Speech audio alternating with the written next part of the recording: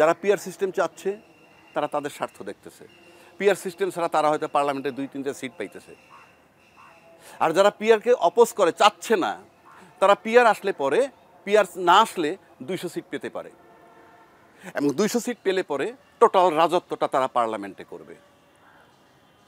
PR আসলে কিছু সংখ্যা ঢুকবে এবং পিআর আসলে কিন্তু একটা শক্ত বিরোধী দল হবে। বাংলাদেশের ট্রেডিশন কি জানেন? দ্বিদলীয় রাজনীতি।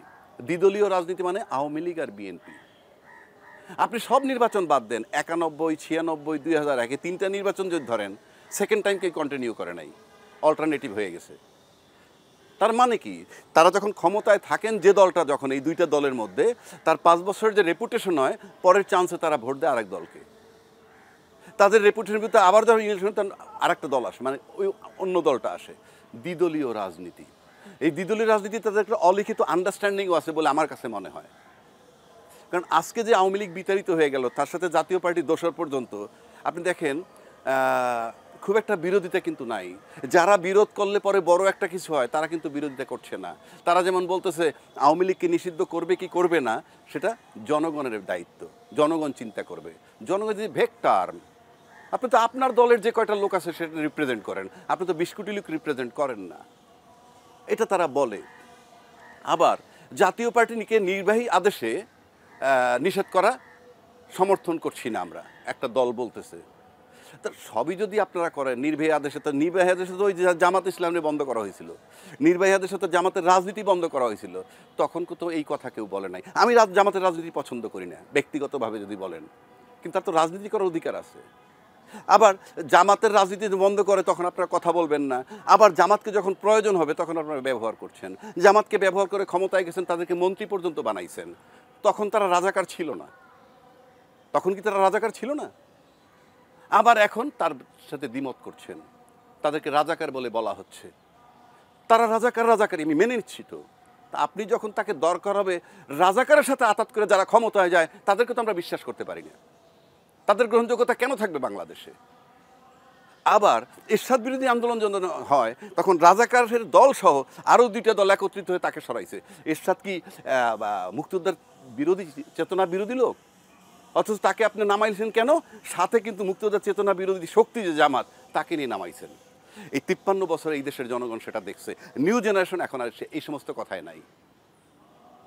এখন তারা নিজেরা চিন্তা করতে বুঝতেছে। এবং আপনি দেখেন তাদেরকে যে বিশ্বাস করেন, এবং জুলাই চেতনার পক্ষ থেকে যারা সরে গেছে তারা ফলাফলটা কিন্তু ডাকসু আর জাকসুতে পেয়েছে।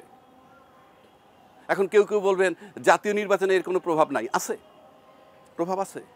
আপনি দেখেন এই নির্বাচনের পরে কি হয়েছে, জামাতের সাথে, আমিরের সাথে বাংলাদেশ সমস্ত ব্যবসায়ী কমিউনিটি সাক্ষাৎ করছে। এটা আপনি জানেন কেন সাক্ষাৎ করছে? কারণ ব্যবসায়ীরা বাজারটা সম্পর্কে আপডেটেড, কি হচ্ছে বাজারে। সুতরাং নাহলে তার সাথে দেখা করার কোনো প্রয়োজনই নাই। অর্থাৎ বাজারে যে ইয়েটা গেছে, বার্তাটা, সেটা হলো জুলাই চেতনার পক্ষে এখন টার্নিং পয়েন্ট। জুলাই চেতনার বিরুদ্ধে যারা দাঁড়াবে, এখন আপনি বলতে পারেন সবাই জুলাই বিরোধী আন্দোলন করছে, মানে জুলাইয়ের আন্দোলন করছে, সবাই বলে, আমরাও বলি।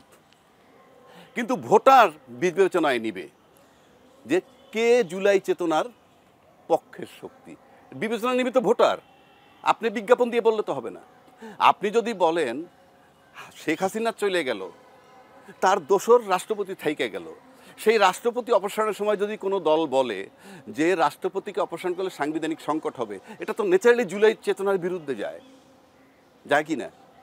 আবার যদি বলে যে দল নিষিদ্ধ করার দায়িত্ব আমাদের না, জনগণের, এটাও জুলাই চেতনার বিরুদ্ধে যায়। এটা ছাত্রদেরকে ক্যাচ করছে, তাদের মাথায় ঢুকে গেছে। কেননা এই যে জুলাই চেতনা যেটা, সেটা কিন্তু 40 বছর আগের না, 14 মাস আগের ঘটনা। সুতরাং এইটার ইম্প্যাক্ট ওই নির্বাচনে পড়ছে, কারণ এই মুহূর্তে নির্বাচন এইটাই পাইছে। সুতরাং এইটার যে ওয়েভ, এই যে ঢেউটা উঠছে, আমার ধারণা এই জুলাই চেতনার পক্ষে থাকবে আগামী নির্বাচন। এই মুহূর্তে বাংলাদেশের নির্বাচন হলে একদলীয় শাসন কায়েম হবে, স্বচ্ছ, একদম পরিষ্কার। তা আপনি যদি একদলীয় শাসন কায়েম করতে চান তাহলে কি হবে?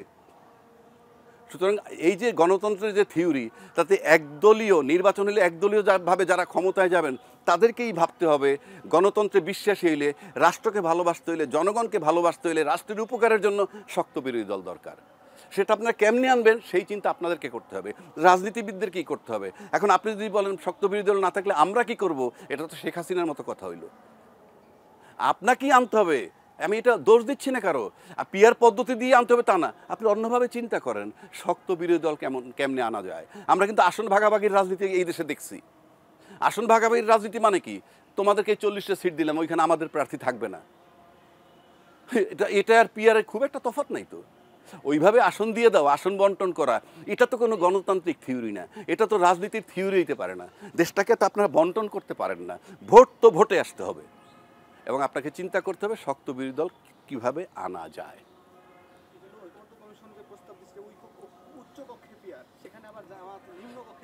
আপনি উচ্চ কক্ষ নিম্ন কক্ষর যে আলাপগুলো হচ্ছে এগুলা ইনএফেক্টিভ, ইউজলেস। কারণ আপনি এটা করবেন তো সংসদে গিয়ে, সংসদে যাওয়ার পরবর্তী 2 বছরের মধ্যে, এর আগে তো না।